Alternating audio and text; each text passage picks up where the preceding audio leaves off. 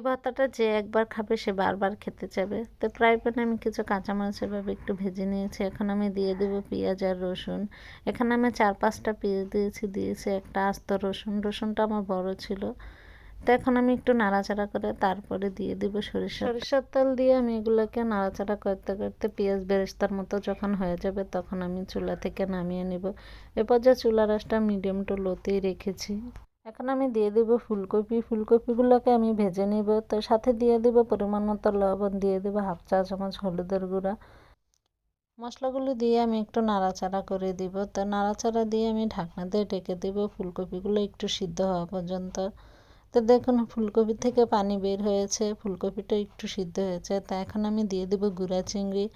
ফুলকপির এই ভর্তাটা বানাতে আমাদের চিংড়ি মাছ লাগবে। তো এখানে আমি গুঁড়া চিংড়ি দিয়েছি, আপনার ছেলে বড় চিংড়ি দিয়ে মানে এটা বানিয়ে নিতে পারেন। তা আমি এখন নাড়াচাড়া করে আবারও ঢাকনা দিয়ে ঢেকে দেবো 5 মিনিটের জন্য। তো ফিরে এলাম 5 মিনিট পর। দেখুন আমার সবগুলো ফুলকপি সিদ্ধ হয়ে গেছে, পানিটা শুকিয়ে গেছে। তারপর আমি এখন একটু ভাজা ভাজা করে নিব। ফুলকপি আর চিংড়ি মাছ ভাজা ভাজা করা হয়ে গেছে। তো এখন চুলা থেকে নামিয়ে আমি এভাবে ভর্তাটা বানিয়ে নেব। তো প্রথমে আমি কাঁচামরিচগুলো হাতে মেখে নেব, তারপরে ওই বেরেস্তাগুলো, তারপরে আমি এই ফুলকপিটা মেখে দিয়ে দেবো ধনিয়া পাতা। এই ভর্তাটা খেতে এত মজা হয়েছে যে বলে বোঝাতে পারবো না। এই ফুলকপি সিজন আসছে পরে তো আমি কয়েকবার বানিয়ে খেয়েছি।